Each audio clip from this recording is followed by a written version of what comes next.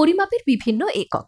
দৈর্ঘ্যের পরিমাপের এককগুলি হল micron, micrometre, nanometre, angstrom, fermi. দৈর্ঘ্য পরিমাপের খুব বড় একক। জ্যোতির্বিদ্যায় গ্রহ এবং নক্ষত্রের দূরত্ব, নক্ষত্রপুঞ্জের পরিমাণ পরিমাপ করতে ব্যবহৃত হয়। আলোকবর্ষ, পারসেক।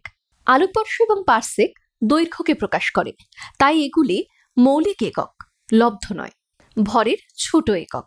গ্রাম, মিলিগ্রাম অভিন্ন পারমাণবিক ভর একক।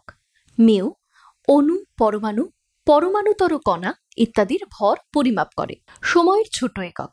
Millisecond, microsecond, nanosecond. ক্ষেত্রফল বা এরিয়ার একক। এসআই একক বর্গমিটার বা মিটার স্কোয়ার। সিজিএস একক বর্গ সেন্টিমিটার বা সেন্টিমিটার স্কোয়ার। অতি ক্ষুদ্র ক্ষেত্রফল মাপার একটা একক হল barn. 1 barn equals to 10⁻28 metre square. নিউক্লিয়াসের প্রস্থচ্ছেদ মাপা হয় এই এককে। আয়তনের একক ঘনমিটার, ঘন সেন্টিমিটার, লিটার। এসআই একক হল ঘনমিটার বা মিটার কিউব। সিজিএস একক হল ঘন সেন্টিমিটার বা সেন্টিমিটার কিউব। তরল ও গ্যাসীয় পদার্থের আয়তন মাপার জন্য ব্যবহার করা হয় লিটার। 1 লিটার বলতে কতটা আয়তনকে বোঝায়?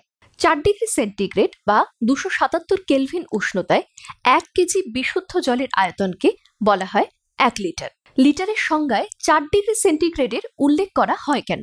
0 ডিগ্রি সেন্টিগ্রেড থেকে 4 ডিগ্রি সেন্টিগ্রেড তাপমাত্রা বৃদ্ধির সাথে জলের প্রসারণ অস্বাভাবিক এবং এটি সাধারণ নিয়ম মানে না।